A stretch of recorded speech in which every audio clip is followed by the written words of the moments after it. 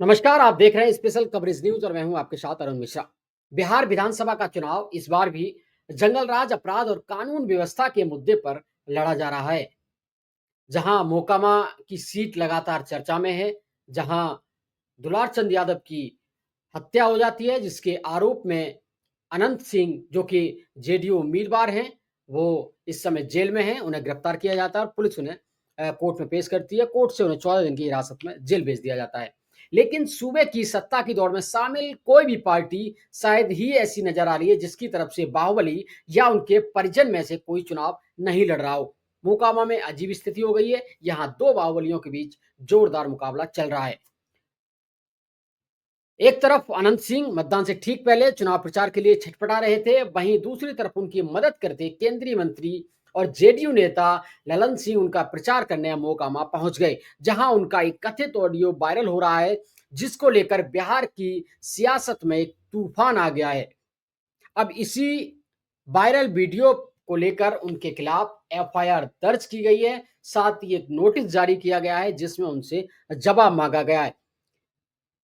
दरअसल केंद्रीय मंत्री ललन सिंह मोकामा में से बाहुबली जेडीयू उम्मीदवार अनंत सिंह का प्रचार करने पहुंचे थे।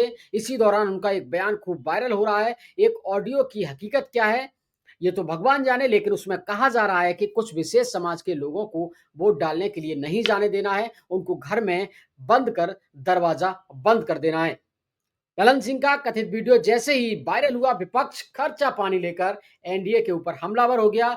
चाहे कांग्रेस नेता राहुल गांधी हो, चाहे आरजेडी नेता तेजस्वी यादव हो, दोनों ही लगातार हमलावर हैं। कांग्रेस और आरजेडी की तरफ से इस बयान को सोशल मीडिया पर शेयर करके निश्चित तौर पर यह कहा गया है, कांग्रेस ने लिखा है कि मोदी सरकार के मंत्री ललन सिंह का कहना है कि जो लोग बीजेपी जेडीयू के खिलाफ वोट करने वाले हैं, चुनाव के दिन उन्हें घर से निकलने मत दो। क्या निष्पक्ष चुनाव आयोग इस पर कोई एक्शन लेगा या हर बार की तरह बीजेपी जेडीयू के नेताओं को पुचकारता रहेगा? ये कांग्रेस ने ऐसा ट्वीट किया है।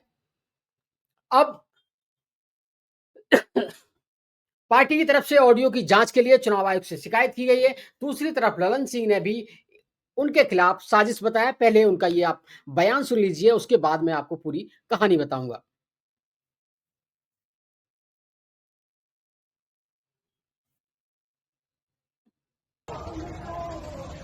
भाजपा नेता हाथी तो चुनाव के दिन उनका घर से निकले मत ही होने, उनका घरे में बात कर दीजिए। आप बहुत अगर हाथ जोड़ तो कही हो कि तू चला हमनी के साथ अपन वोट गिरावा और आके घर में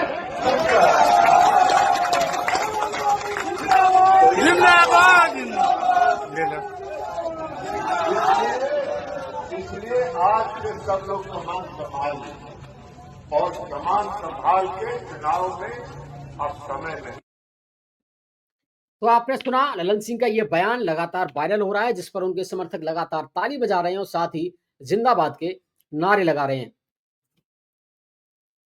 ऑडियो वायरल होने और उस पर विपक्ष के सवाल उठाने के बाद चुनाव आयोग भी सक्रिय हुआ और उन्होंने इस पर संज्ञान लिया। चुनाव आयोग ने केंद्रीय मंत्री और जेडीयू के नेता ललन सिंह को नोटिस जारी किया और 24 घंटे के भीतर उनसे जवाब देने को कहा है।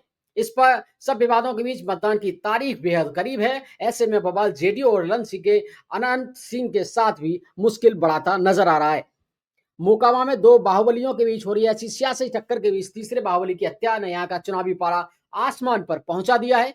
गौरतलब है कि ये वारदात उस वक्त हुई थी जब दुलार चंद यादव जन स्वराज के प्रत्याशी के पक्ष में प्रचार करने जा रहे थे। इसी दौरान अनंत सिंह अपने काफिले के साथ चुनाव प्रचार कर लौट रहे थे। इसी दौरान बीच रास्ते में पत्थरबाजी हुई और वायरल वीडियो एक जो हो रहा है उसमें दुलार चंद यादव भी पत्थर चलाते हुए नजर आ रहे हैं। उसके बाद खबर आई कि दुलार चंद के पहले पैर में गोली मारी गई, उसके बाद उन्हें गाड़ी से कुचलकर मार डाला। इस मामले को अनंत सिंह को मुख्य आरोपी बनाया गया है, जहां उन्हें गिरफ्तार कर जेल भेज दिया गया है। लगातार बिहार का जो चुनावी माहौल है वो गर्माता नजर आ रहा है।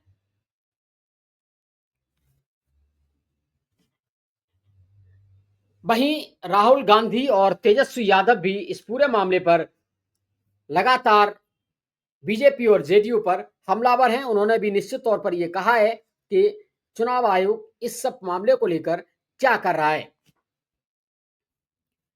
दरअसल